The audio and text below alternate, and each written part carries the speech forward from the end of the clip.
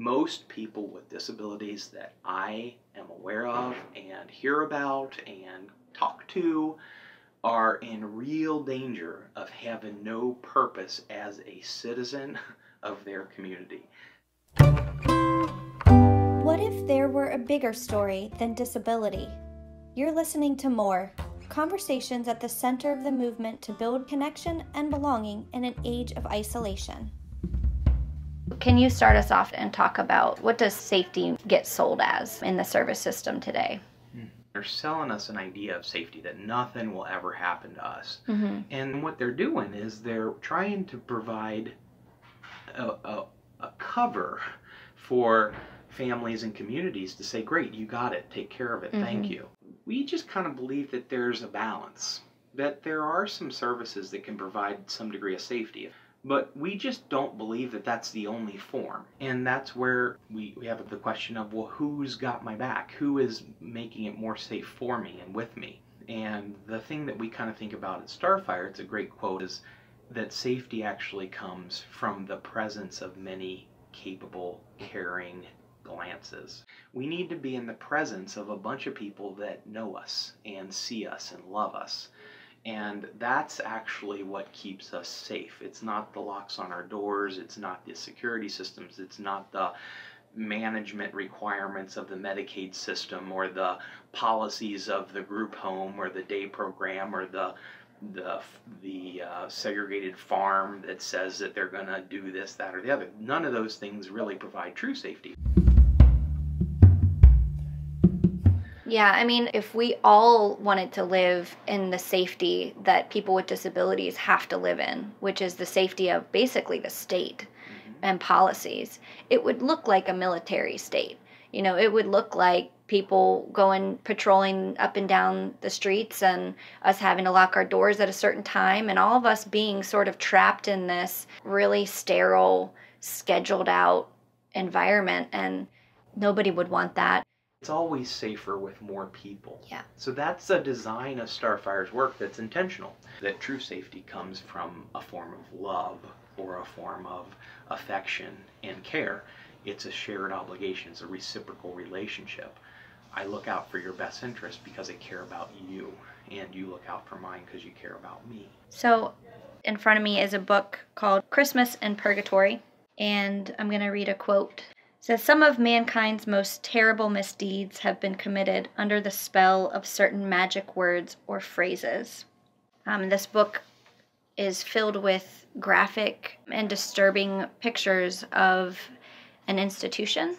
I bring this book into the conversation because it shows us the worst of mankind, of what can happen when we follow the lure of safety over community. Well, the book Christmas in Purgatory has always been powerful to me because it is so, as you put, graphic, and it's also kind of interesting in that, at least from my perspective, some of the pictures rhyme with the pictures that I see even today in services for people and in the form of our services. It's not as bad, right? So that book shows people naked in rooms with dozens of other people without any kind of toileting or any kind of cleanliness. It's a really horrific kind of doctoral kind of essay on what was happening to thousands and millions of people with disabilities. But if you took just the form of it, people in rooms without much purpose, you'd largely see that very much alive today. The same pattern is still happening in day programs and workshops and group homes for people with disabilities. That's really, I think, very dangerous because it's almost like it's repackaged. It's the same pattern, but it's got some new color to it, and then we buy it. We're giving them a version of the Christmas in Purgatory support system, which is, here's some walls. That will largely keep out the monsters that we're telling you live outside of here, but they're still sitting there in a room with each other doing nothing that leads them outside of those walls. We're not in the presence of these safe, caring, loving glances. We are at the real kind of mercy of the wardens of the institution, so to speak. So are you saying that we haven't designed anything really new out of the institution? We just kind of designed smaller, prettier institutions when we closed down places like Willowbrook? That's my perspective. It seems like the intentions are maybe better this time around. I think we're evolving. Like, I do think that people are trying to recreate somewhat of a better mousetrap. It's just still a trap. And now we're stepping into a space in time where our laws are starting to say, well, are these kind of places the same as the institutions? And people are largely saying, yeah, they are in function and in form. So it doesn't matter the intention of whether or not, it's still based on a design, and that design is still based on some assumptions that people with disabilities are them, are a collective group of people, and that's a dangerous thing because then everybody's identity is lost.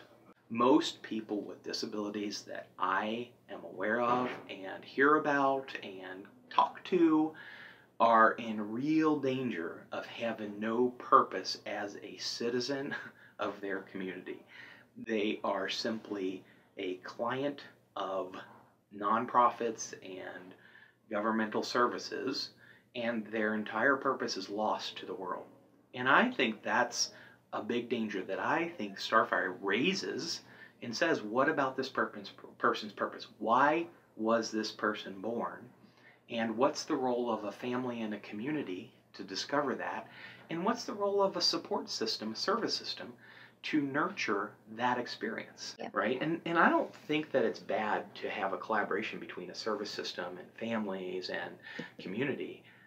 It's, for me, from my perspective, it's overweighted toward just the service system. And then a person with a disability almost gets kind of sent to this place or places that are gonna serve them. And if it's just to captivate them and keep them safe in our building, the shared purpose becomes clienthood.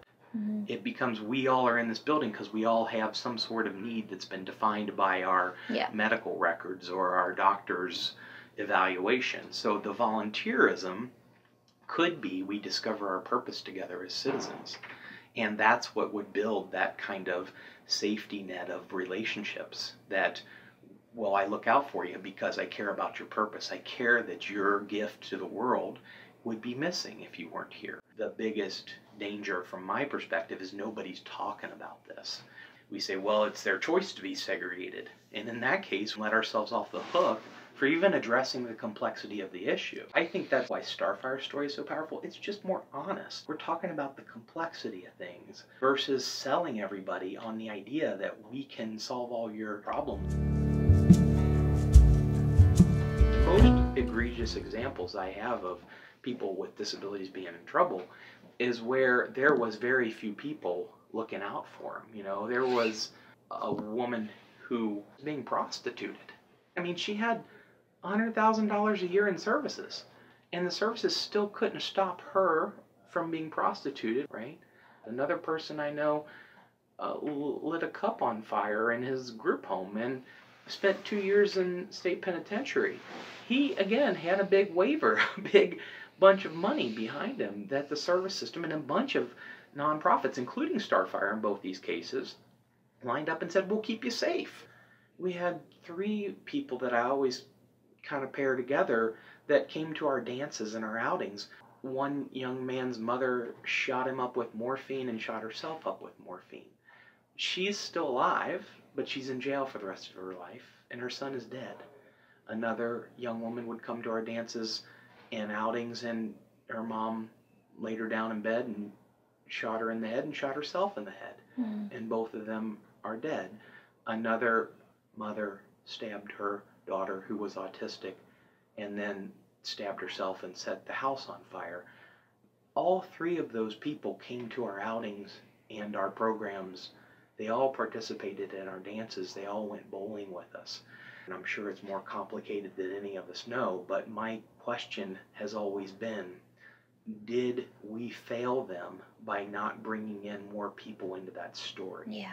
By telling them that our dances and outings were going to answer all of their hopes and dreams and fears, Did we take away the complexity? And did we let ourselves off the hook for actually inviting in those capable glances that would have said, hey, it seems like you're not doing so good. Could I spend an afternoon with your daughter? Or could you and I take a walk and just talk about it? Or how do we grow a safety net of relationships versus services? A safety net of that looks more like love. Yeah. Outside of the service system, outside of a volunteer saying, let's go on an outing together, and sort of not taking them as seriously as a true friend.